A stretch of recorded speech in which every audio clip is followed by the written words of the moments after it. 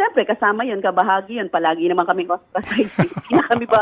Hindi na kami bago dun, Ted. Ibig sabihin, parang kahit naman anong gawin namin, since we're in the opposition, ganyan talaga yung Opo.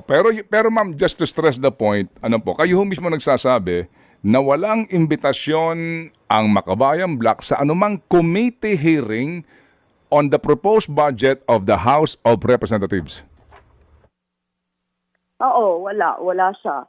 Kasama lang siya sa plenary every time. Yes, opo. So, yung nga po ang tanong din namin. So, is it fair nga na meron kayong pinatatawag lahat ng department, bureaus, etc. to be present and to defend the budget, pero ang House mismo, walang committee hearing, walang defense niyan sa committee, at doon na lang po yan inaaprobahan sa plenaryo nang hindi man lang po pinagdidebatehan? Hindi, pinagdedebatehan siya. Actually, wala lang nagtatanong. ganun yung itsura niyan. Walang nagtatanong, walang parang katulad din sa Senate, ganyan din yung form nila, di ba? So, it passes, pero in-open sa plenary for deliberation. Opo. Yun sa plenaryo siya yung time na yun. Baka takot magtanong ang mga kongresista. Tapos kami, hindi naman namin nabubusisi kasi nga, ang dami rin namin inaasikaso. But anyway, that's a good point. Opo, yes ma'am. Actually, ma'am. Opo, pero ma'am, kami ho dito, sincerely we appreciate your presence kasi tatado na lang kayo dyan eh. I mean, alam din po namin kung gaano kabigat ang trabaho nyo, kasi ang daming departamento, ang dami pong dapat busisiin, kayo po'y tatatlo laang, at sa panahon din po ng botohan, kami naman po'y tumatangkilik sa inyo pong consistent na boto. And we appreciate that, Madam Chair. Hindi po ako Madam Chair. At hindi ako magiging Madam Chair kasi minority ako. Yes, ma'am. Hindi po kasi dinadaan ko lang sa presiding officer na si Chacha. Okay. Third person po ako. Opo.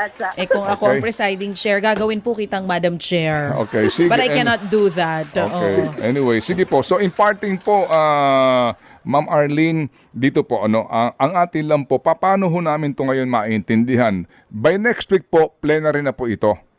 Yes. Opo. So, puyat na nga kami. Opo. So, plenary. Grabe, ang daming dokumento. Yes, ma'am. Mga ahensya. And sabi nga nila, ginusto mong maging miyembro niyan. So, yan ang mga kapalit niyan. Di ho ba, ha? So, ngayon pong aming katanungan, ma'am, ito po lang naman po tanong, and we will respect kung ano pong inyong sagot dito. So, do we expect the members of the Makabayan to also scrutinize the budget of the House?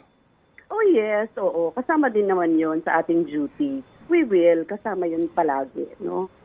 Opo. Sige po. So, abangan po namin. At kung sino, Ted, ang magtatanong, di siyempre mag-aalaman pa kami sa Makabayan. Kung sino pa yung Opo. Ang hinahanap ko po sa inyo, yung inyong minority leader. Ay, baka sa nasa district po. Okay. Paano naging district? Party list siya. True. Sige. So true because we are True FM. Ma'am, thank you very much po.